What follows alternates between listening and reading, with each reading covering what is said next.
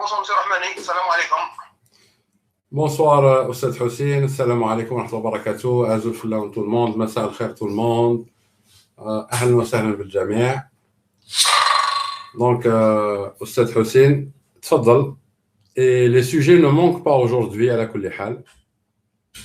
Donc on va commencer tout d'abord en rend hommage les 45 morts de Steve Galma Khalatat à 845. On n'a pas fait de live avec le jour, mais c'est toujours d'actualité. Madame Ina Kalima sur les éléments du 845 sur Rahmani, parce que c'était les événements qui ont poussé un groupe de jeunes à penser à la révolution de l'Algérie, je pense. C'est de là qu'est partie la révolution algérienne. Non, c'est de là. Le 8 mai 45, c'est un événement exceptionnel dans ce qu'on appelle l'Algérie moderne. Le 8 mai 45, il a démontré aux Algériens, et principalement à quel type d'Algériens? Les Algériens qui ont participé à la Deuxième Guerre mondiale. Il leur a montré que, malgré qu'ils ont participé à la Deuxième Guerre mondiale, malgré les sacrifices qu'ils ont faits, malgré la promesse du colonialisme, mais en réalité, ça a fini par un carnage quand les Algériens ont demandé à être indépendants.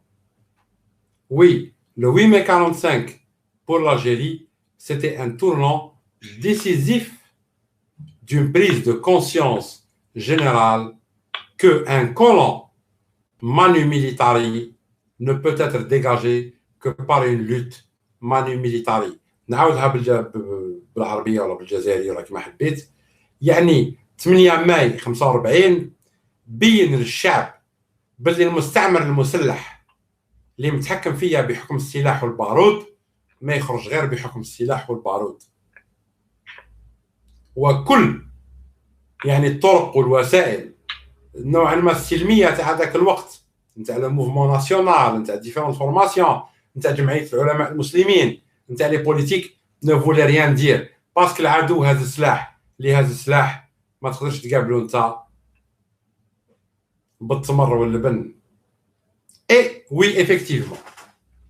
Et là, bon, bien sûr, je répète, hein, je ne parle pas aux abrutis, aux ignorants.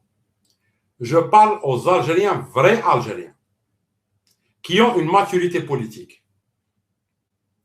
La révolution de 54, c'est une révolution incomplète. ثورة غير مكتملة المعالم. ثورة مسلحة qui a permis يعني الثورة هذه أخرجت العدو المسلح، لكن العدو الغير مسلح قعد وحول من الاستعمار إلى الاستعمار الحديث. Ça veut dire la révolution de 54. C'est une révolution grandiose, géniale, magnifique, hautement symbolique, mais elle a permis de faire sortir l'ennemi armé, mais pas l'ennemi qui n'était pas armé, ce qu'on appelle le néocolonialisme. Là, la révolution du 22, c'est la révolution politique qui va permettre maintenant, en seconde étape, de dégager l'ennemi politique, le néocolonialisme. Ou bien sûr, كما نقول عادة اللي يفهم يفهم واللي ما يفهمش أصلا ما عندوش على واه يسمعني. تفضل أستاذ حسين. Donc, Monsieur Rahmani, actuellement, il y a un projet de loi pour la nouvelle constitution algérienne, mais d'après les propositions, donc, le président aura toujours tous les pouvoirs. هو اللي يتحكم في الجيش، هو اللي يتحكم في العدالة، هو اللي يتحكم في الدستور، هو اللي يتحكم في كل شيء. Donc, rien n'est pas changé apparemment, Monsieur Rahmani. Bon. J'aurais aimé faire le live هذا ورا الفطور، mais الله غالب لظروف خاصة ما نقدرش. يعني الناس حاليا راهي الدستور ما الدستور القوانين. يا جماعة وانتم مهابل وتسهلوا تكونوا عبيد، وهذا هو لو ستاتيو نتاعكم، يعني الله غالب بالجهل نتاعكم راكم عبيد. والله انتم ناس واعيين. الرئيس غير شرعي، رئيس غير شرعي كيجيب لك مشروع دستور، واش راح يكون المشروع نتاعو؟ غير شرعي. Un président illégitime vous ramène une constitution ou une mouture de constitution ou ce qu'on appelle, allez, une proposition de constitution. Lui-même, il est illégitime. Mais pourquoi vous discutez de la constitution? Si le peuple algérien discute de la constitution, ça veut dire qu'il accepte Tebboune. Si tu acceptes Tebboune, accepte l'esclavage. Et arrêtons tout ça.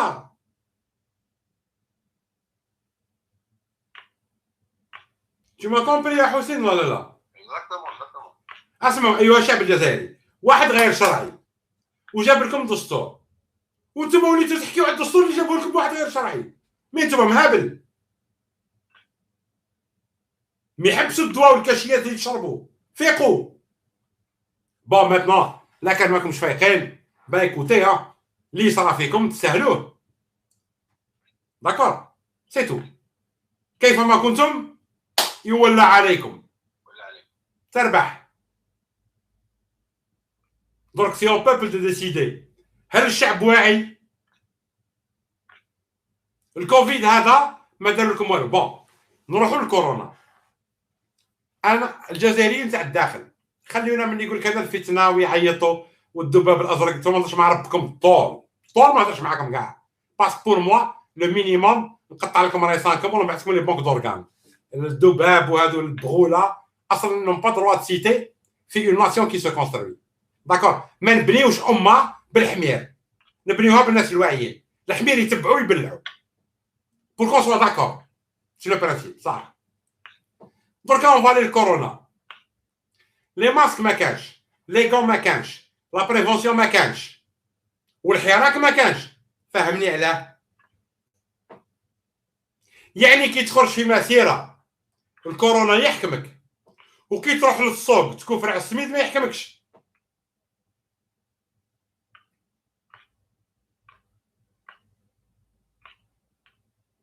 لكن الناس فاهمين حاجه اخرى. يفهموني، ماذا بكم تفهموني؟ بالك انا معتوه عقليا، انا مجنون. فهموني. نو معظم الشعب سي دي لاش. جاء امر من القياده يحبس الحراك بسبب الكورونا. حبسوا الحراك، حبستوا الحراك برا معليش. بصح وين هي لاكتيفيتي الكترونيك، لاكتيفيتي انترنت، لا ريفونديكاسيون؟ ما شفناهاش. وين هما الاحزاب السياسيه؟ لا ار سي دي، لا فافاس، لو بي تي، لو بي اس تي، كاع كيما راهم وراهم. Maintenant, ce que je veux expliquer, sans intérêt bien sûr, parce que والله العظيم j'emmerde toute la scène politique algérienne.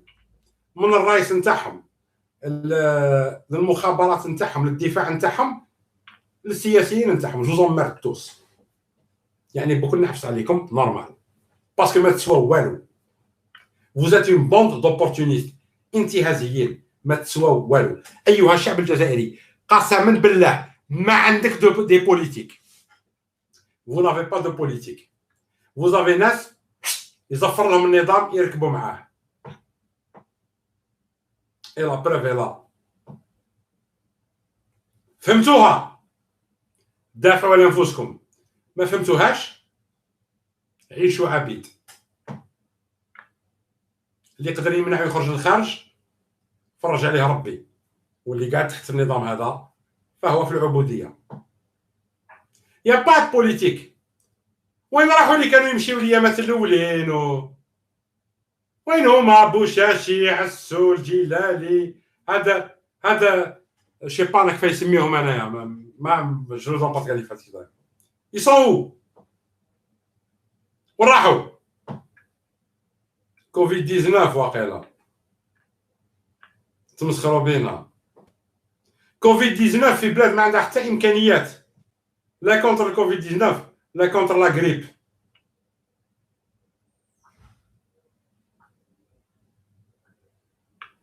لا كيستيون سو بوز. ماتنون الشعب اللي حقيقه حاب تبدل الاوضاع نتاعو، ما تحبش الحراك، هذه وحده. زوج، اتخذ قيادات سياسيه تكون تنظيميه تمشي بالاعاز نتاعها، سينون بيك بالحراك نتاعك ما تسوى والو. والله خرج كل يوم قالوا سلميتنا اقوى من رصاصهم، ما كان لا رصاص، والسلميه نتاعك كزبد البحر يذهب جفاء. واحد ما سمع بك، وغدوه كون تخرج على السميد والدقيق يماساكريوك في الطريق. اي بور الانترناسيونال، المجتمع الدولي، ثورة الجيعانين، ثورة الجياع، الله غالب. ليكونومي انترناسيونال، اون دوا مانتينير لوردر. تفضل يا استاذ حسين بارابور لا كونستيتيوسيون سكي سباس. Non, on revient à la nomination de Jamal Boras, monsieur Rahmani, un mot sur cette nomination. شوف، لا nomination de Jamal Boras, je ne vais pas commenter pour moi à titre personnel, parce que pour moi c'est une affaire classée. Je vais expliquer au peuple. شوفوا أيها الشعب الجزائري، جمال بوراس هذا احنا نعرفوه هنا في فرنسا، كان يشيع بين الناس انه نسيب لي بوتفليقه، نسيبهم. شيبا عطاوه بنتهم، عطاهم بنته، شيبا واش عطاهم، ولا عطاهم روحو، ما يهمنيش. ما خرجتوش من النظام، وهذا هو توجه لجماعه سلميتنا اقوى من رصاصهم. يا بغال، يا حمير سياسيين، ما عندكم حتى نظرة سياسية. Vous n'avez aucune vision politique, aucune stratégie politique. Vous êtes tout simplement des caisses de résonance. أبواق جاهلة ما على بالهاش قاعدة تهدر. Et la preuve, Jamal Boras, nommé في l'Union africaine, un minable, un moins que rien, un clochard, un voyou, et qui ne vaut rien politiquement. Alors que l'Algérie devait avoir une profondeur stratégique africaine très importante dans le monde qui se construit. Wacham Sabah al-Bettiyah, comment tu te permets? Allah yaksfak ya bghel.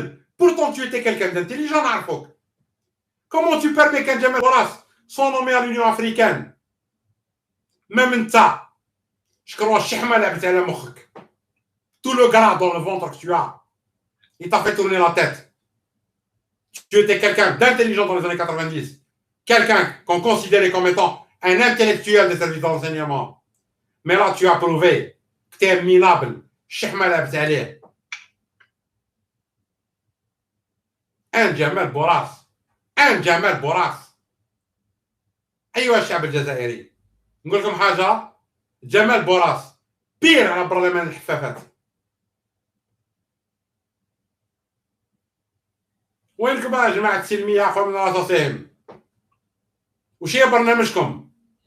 وش حابين ديروا؟ كيف رايحين تغلبوا النظام؟ بعدم التنظيم، ولا تحوسوا النظام يزفر لكم ويعطيكم دي زافونتاج؟ كيما كل مرة كل ما يجيكم راس جديد تقولوا نعطيوه مهلة، عسى الله أن يهديه إلى سواء السبيل. Bande de cons, bande d'imbéciles. Vous êtes des escrocs. Toute la classe politique algérienne, reconnue par ce pouvoir, c'est un ensemble d'escrocs. Et 80% de l'opposition, même non reconnue, c'est des escrocs. C'est des complices du système. Et on le voit. Je le dis avec amertume. نقولها يعني بمرارة وبأسف شديد. بأسف شديد. عاقرة الجزائر أن تلد طبقة سياسية نزيهة وطنية حقيقية. هذه هي الحقيقة. كما يقول المثل الشعبي، واش تخير في ولاد الكلبه قال له كل كلاب بنين كلاب. تفضل استاذ حسين. Je ne parle personne parce que la situation est grave et le peuple doit comprendre. ونقولها لي بوليتيك ما كان لا تلوموا عليا، جو زومرد كيما راكم جمله وتفصيله.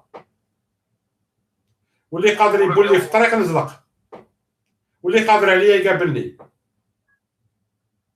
كيما حب، انتيليكتويلمون فيزيكمون كيما بغا. سا سكي فو كومبروندر. عشت راجل، خدمت راجل، موت راجل. وي je suis un ancien du DRS, fier. Et je suis fier des services d'enseignement algériens. واللي ما عجبوش الحال يخبط رب راسو الحيط. تفضل سي تو ان كيستيون. والله غالب رمضان ثاني ساعه يخدم لي، مي تفضل حسين. مسيو رحماني اوروبيا وكونغري دو كوريا بعدا بينا. وي الونزي. تفضل مسيو رحماني، هضرنا على الكونغري دو كوريا. دونك شوفوا لو كونغري دو كوريا هذا باش الامر يكون واضح للجميع يا جماعه. Le CRUA, ce n'est pas un parti politique. Le CRUA, ou les gens qui organisent le congrès, n'ordonnent rien à personne. ما يامروا حتى واحد. وما جابوا لكمش برنامج قال لكم تبعوه. جابوا لكم منصة وحدوية. Ils vous offrent une plateforme pour s'unir politiquement contre ce système qui tue le peuple. جابوا لكم منصة وحدوية لوحدة سياسية، وانتوما المشاركين في المؤتمر هذا انتوما أصحاب القرار، أصحاب الطريق، أصحاب الرؤية، بصح تخرجوا لنا بقيادة سياسية. شوفوا كاع الناس اللي جايين الكونغري، et je parle à titre politique pas à titre individuel، لأنه رحماني الشخص إنسان عادي كيما الناس الكل، كيما الجزائريين كاع. نهضر على تيتر بوليتيك. الفكر تاعي انا كاع الناس اللي جايه الكونغري ما نتفاهمش معاها بوليتيكمون، ني سور لو بروغرام، ني سور لا توندونس، ني نتحالف معاهم، ني نستعرف بهم. Parce que maintenant, je ne suis plus un politique. Je suis un petit théoricien politique. يحتمل الصواب والخطأ. Donc, je peux être dans l'erreur comme être vraiment dans la vérité ou dans le raisonnement logique cartésien et avoir des solutions réelles. Mais كشخص لو كونغري هذا بالنسبة ليا قضية وحدة الشعب بالتيارات نتاعو باش الشعب هذا ما تخليوهش هامل، لأنه الشعب هامل وما يدخلوش أصوات يقول لك حنا ما نسحقوش ممثلين. اللي يقول لك ما نسحقش ممثل يخدم مع النظام تبون والأقدام البيضاء. اللي يقول ما نسحقوش ممثلين سي ان اسكرو حركي بوليتيشيان، يعني من أصحاب السياسة الكلباوية.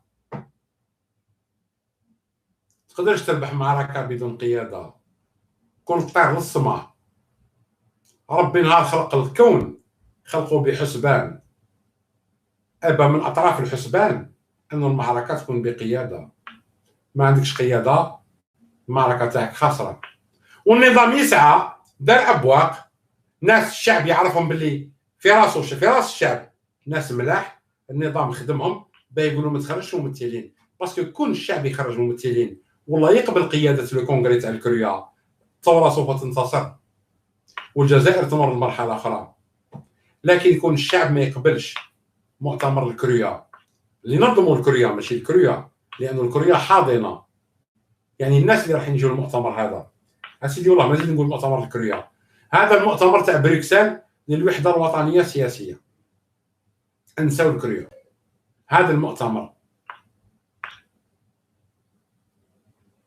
هذا الناس لازمهم يخرجوا بنوع ما قيادة عامة تقنية قادرة على تسيير الوطن وتقود الشعب هذا وتبين له باللي الجزائر عندها رجال ونساء قياديين قادرين يمنعوا الجزائر ويشكلوا قوة سياسية حقيقية. هذا هو المؤتمر كي سو ديرول.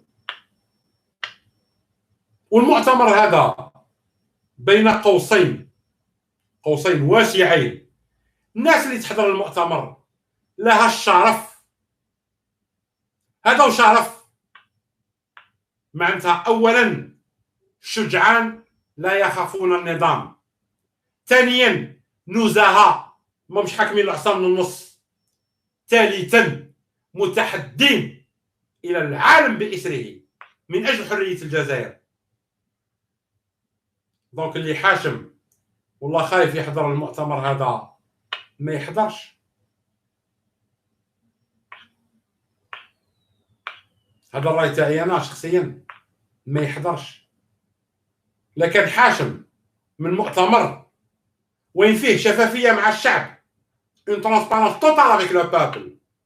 On va faire un congrès qui va parler de la politique de l'Algérie. Donc نخبروا الشعب اللي طرافو تاعو العمل تاعو يشوفها الشعب، والنجاح او الفشل تاعو يشوفوا الشعب، لانه اي امر يهم الشعب لازم يطرح الى الشعب. نخرجوا من السياسات السابقه نتلاقاو في بيرو ونديسيديو ومن بعد نقولوا للشعب حنا ديسيدينا وانت تبع. لا، تحضر معانا وتشوف واش صرا، وحتى كي تبعنا غدوه تبعنا بقناعه. وتلك القوه لما الشعب يتبع قياده سياسيه بقناعه، والله واحد ما يحبسوا غير الثوره تنتصر والجزائر تنتصر. بصح الغباري والغبره والكافوياج سي فيني، سي 2020. خليونا من حكايه بيبيطو تلاقاو جماعه في برطمه وتلاقاو في لاكاف وما كانش باتمان سوبرمان هذاك اسمه هذاك الجراده ولا باش هناك اسمه لوماريني ولا شي با كيف يسميوه، هذو كاع ما كانش. كاين فكر، كاين سياسه، كاين افكار من كل الاتجاهات، كاين وحده سياسيه لانه العدو واحد والهدف واحد. ما تهمش اتجاهات الافكار نتاعنا، لما يكون العدو واحد والهدف واحد نتوحدوا كامل. محال نفترقوا. العدو هما الاقدام البيضاء، دونك لو نيو كولونياليزم اي سي ميرسونير الجنرالات وتبون من الحكومه اللي معاه. دونك اون اون اونتيتي الاقدام البيضاء و لي ميرسونير نتاعها، المرتزقه نتاعها، هذا هو العدو. دركا اذا كنت اسلامي متطرف وحب الجزائر مرحبا بك، شيوعي متطرف وحب الجزائر والهدف تاعك مرحبا بك، وسطي مرحبا بك، ما بينهما مرحبا بك. كيما نقول انا بالعاميه تاعنا من بولحيه لبومنقوشه. المهم لكن حب الجزائر، حب استقلال الجزائر، حب دولة القانون والعدالة، مرحبا بك. ابري الطرق تولي قضية مقترح امام الشعب. دونك chaque courant il va proposer au peuple ses solutions par rapport à sa tendance et c'est au peuple de choisir. Et même si le peuple se trompe, il pourra se rectifier dans une prochaine échéance électorale. C'est ça le congrès. Alors si on revient à la télé c'est plus fort que le congrès et plus fort que tout. La télé c'est quoi? C'est une arme en temps de paix et en temps de guerre. Et c'est une arme redoutable. C'est le nouveau monde. سمعت بعض الناس يعني بين قوسين لعبوها فاهمين، قالوا oui mais vous parlez d'une télé satellitaire mais le monde est en train d'évoluer vers le numérique. Mais bande de cons, même la télé elle a évolué vers le numérique. Et là maintenant actuellement on parle de chaînes de télé interactives et intelligentes. Donc j'aimerais bien Nas, les gens qui m'appellent, s'ils ne maîtrisent pas un sujet, ne m'appelez pas. j'ai pas de temps à perdre. Les gens qui m'appellent, qui maîtrisent un sujet, ça sera un honneur, شرف ليا نحكي معهم ونتعلم منهم. بصح les gens qui ne maîtrisent pas, ne me faites pas perdre mon temps. Parce que je serai très brut et brutal معكم. Parce que les imbéciles et les cons, je n'aime pas. تفضل أستاذ حسين. والله monsieur Rahmani, on revient la façon de gérer la crise. هذه معلومة باش الناس يعرفوها. أبليدا en ces temps difficiles واش يدير الجيري تيليكوم. لي جون اللي ما خلصوش لي فاكتور تاعهم وعارفين باللي الناس ما ماشي يخدموا، الناس ما ماشي يخلصوا، الناس راهي في ازمه ماليه. ils vont couper les lignes. ils ont coupé les lignes تاع الناس اللي ما خلصوش. شوفوا وين وصلنا. وهذه من ils ont coupé دونك كاين دي جون يسحقوا الانترنت سيتو. دونك لي جون عايشين في الانترنت لا. دونك لي جون بوكو اون تيتي اوبليجي باش يروحوا للسياج تاع اجري بور بيي. اي سا كريي دي بوسكولات. شوفوا الرداءه والناس اللي ما عندهم حتى مستوى يسون لا كيما قال الحكمين دي بون دو ريسبونسابيلتي. واش فيه الجزائري ما خلصش الانترنت بوندون 1 موا 2 موا 3 موا ما غاديش يهرب. دونك اون بو كومبروند بلي سي اون كريز والناس ما كانوش يخرج كومبليتمون. دونك فوالا سي سو جون دو كومبورتمون هما اللي خلاو الجزائر ما تقدمش. شوف أستاذ حسين، هنا ce qu'on appelle, tu fais ce qu'on appelle المعاينة. المعاينة là tu te comportes en tant que journaliste qui fait ce qu'on appelle un constat des lieux. شفت وضعية. Monsieur Hossein, le problème est beaucoup plus grave que ça. Oui. Si tu as un président illégitime, tu as un gouvernement illégitime. Donc, une gestion illégitime. On est d'accord ولا لا؟ هذا رقم واحد. يعني إذا كان عندك رئيس غير شرعي، دونك حكومة غير شرعية، دونك تصير غير شرعي. هذا رقم واحد أيها الشعب الجزائري. نيميرو 1. نيميرو 2. عندنا رئيس. يعني en plus qu'il est illégitime, il est incompétent.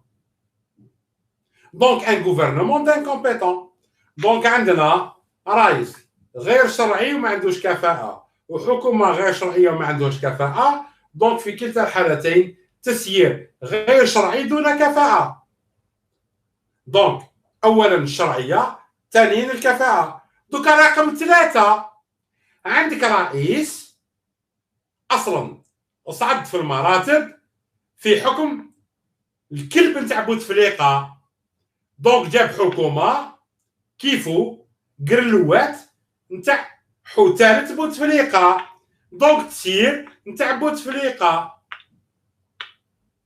كي انت تجي وتلم كل الظروف للفشل وتحوس تنجح، عباكش معناتها هذا تحدي ربي لويمان. راك تتحدى الله عز وجل. C'est un défi à Dieu. Quand tu réunis toutes les conditions nécessaires et suffisantes pour échouer et tu demandes la réussite, c'est un défi à Dieu. أكبر كفرة هذه هي. يعني القوانين الربانية اللي رب العالمين خلقنا بها وأمرنا نكونوا بها، انت جبت العكس نتاعها وتحوس تنجح. مي سامحوني، واش من عقل تخمو به؟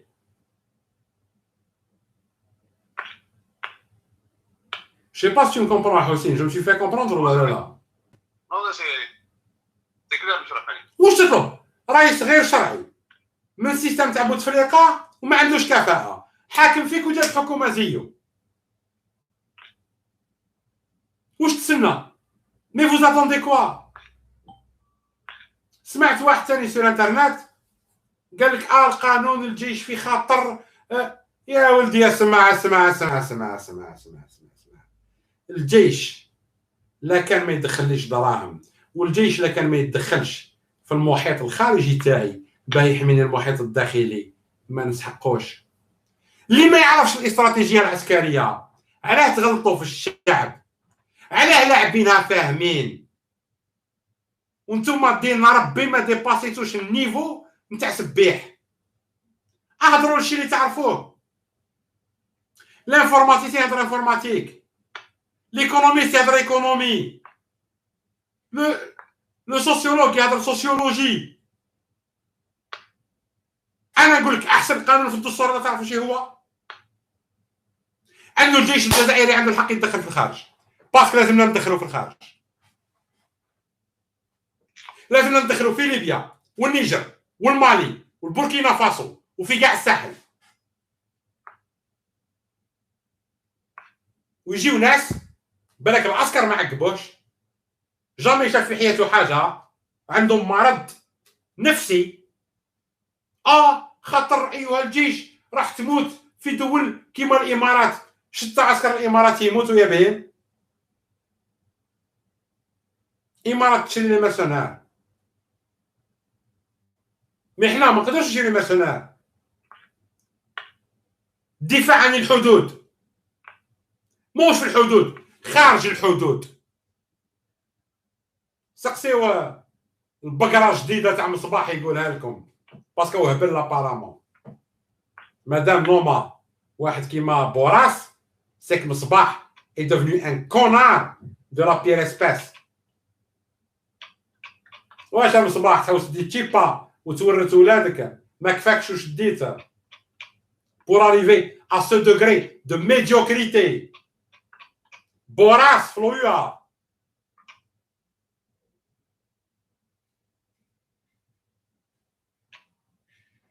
Vas-y, Ustad Hussein, on a encore 2 minutes. بصراحه هذه سي اون كويسيون بيرسونيل. انا جي جامي كومبري علاش هذا الميدان قبل يتفاوض مع الجيه اللي هو كان كما قال لك هو اللي ارتكب اكبر مجازر في الجزائر، وعمره ما قابل باش عاود يتفاوض مع الفيس ومع الممثلين تاعه. انا جي با كومبري هذه. انا جو تو ريبوندر. شوف الجماعات المسلحه كامله كيما راها ايس جيه اميه فيدا، سي لو برودوي دو سيستيم. لو بوليتيك non, le politique était un tremplin pour provoquer la création des groupes armés. وما زيدلكش اكثر من هاك. Et de tout temps, les pieds blancs ont eu peur d'une organisation réelle politique algérienne. Par contre, الفوضى ما يخافوا منها والقرة ما يخافوا منها، يخافوا من التنظيم السياسي، لأنهم على بالهم باللي أفشلوا الثورة الأولى الجزائرية تاع 54 لأنها نجحت عسكريا وخسرت سياسيا. وحنا الآن باش الثورة تنجح سياسيا. فهمتني يا حسين؟ فهمتك. ما 20% من الشعب الجزائري فهمني. الحمد لله. Allez, une dernière question et on coupe. Une dernière question, M. Rahmani, ça fait 2 jours, j'ai vu une intervention d'une députée libanaise. تكلم على l'affaire تاع فريد بجاوي. l'affaire تاع فريد بجاوي هو c'est par rapport à Farid Boudiaoui que les services italiens ils ont découvert l'affaire de Chakib Khalil. Tout à fait. Farid Boudiaoui actuellement il vit au Liban. Et la députée elle s'est interrogée parce qu'il a épousé les Libanais, la nationalité libanaise. Les gens qui détournent de l'argent, généralement, ils vont au Liban parce qu'il n'y a pas le Liban n'a pas signé les conventions d'extradition avec les autres pays. Mais هي دخلت قالت لهم كومون سا سفي هاد الناس اللي يسرقوا دراهم يجوا للليبان تعطاهم الجنسيه. فرونشمون انا عجبني التدخل تاعها لانها تكلمت على قضيه تخص الجزائر وقالت لهم ما فهمناش باسكو كاين قالت لهم انا قالت لهم لما شفت الدوسي هذا تاع شكيب خالي ولا الدوسي سوناتراك قالت لهم انا ما فهمتش الدوله الجزائريه كي كومون لي جيري. قالت لهم كاين دي كونفونسيون سيكريت. قالت لهم واش السيكريت في البري تاع البترول. قالت لهم علاش هذه سيتي كونفونسيون سيكريت. بون سامحني شوف الناس اللي يحوسوا الحقائق. هنا الدوسي تاع شكيب خالد اون ديري كو صاي كملوا معاه il a été enterré même pas فريد الجوي personne n'en parle. Donc c'est pas l'aventure Rahmani parce que c'est le plus gros scandale financier pour le Algérie. Non, c'est pas le plus gros scandale financier. Il y a des scandales plus importants que l'histoire de Bjawi et compagnie. Maintenant, je vais te répondre. D'abord, la députée libanaise, Smaït Hanaya, ça la concerne, elle. Les questions qu'elle a posées, ça concerne le Liban. Tu m'as compris? Oui, oui. Ça, c'est son problème, c'est son pays, c'est le Liban. Quel est son but? On ne sait pas. Quand on parle du marché des hydrocarbures, il faut expliquer au peuple algérien les hydrocarbures qui m'a أي حاجة. Quel اللي يتباع فوق الطابلة الطابلة. Qui est le marché officiel et le marché officieux. Troisièmement, elle n'a pas à poser de questions sur le comportement de l'Algérie par rapport à un scandale financier. Le Liban, c'est même pas l'équivalent de la wilaya de Tlemcen. Donc, ce n'est pas le Liban qui va nous donner des leçons. Surtout pas. Surtout pas. Bien sûr, on a un bâtard qui m'a bonne compagnie qui dirige le pays, c'est normal. C'est normal qu'une petite députée libanaise se permette de critiquer la politique algérienne. Mais elle-même, elle pèse quoi? Son pays pèse quoi? Elle ne pèse rien du tout. Donc, elle ferme sa gueule. Et pour l'extradition et tout ça, M. Hossein, je vais vous expliquer un truc. Le jour où on aura un parlement réel qui va voter une loi qui donnera aux services spéciaux algériens de poursuivre toute personne qui est portée atteinte à l'économie nationale, même si le Bren, Ndjibouh, mort ou vif, et même ses héritiers ne pourront pas profiter. Parce qu'Houmatani, ils vont rentrer dans le même contexte, mort ou vif. Donc, ce n'est pas une petite députée d'un petit pays de merde qui vient donner des leçons à un pays comme Tahanin qui a une histoire de 10 000 ans et sur le plan impérial, une histoire de 3 000 ans. Elle n'a rien à nous donner comme leçon. Qu'elle règle ses problèmes, ma Hizbillah ou le Djomblat et tout ce qui s'ensuit. Houma Bladom, c'est un foutoir qui ne dit pas son nom. Donc, elle n'a pas à poser de politique concernant l'Algérie. Hna zbala, mais zbala binatna. Alors, je trouve que حقتنا المعفون et les blancs, il y a général le carton, une petite députée libanaise, تمسخر بالجزائر, نعدين باباكم كيما راكم كاع. Même vous condamnez à mort, vous exécutez, c'est peu pour vous. Allez, si tu as une remarque, sinon on clôture.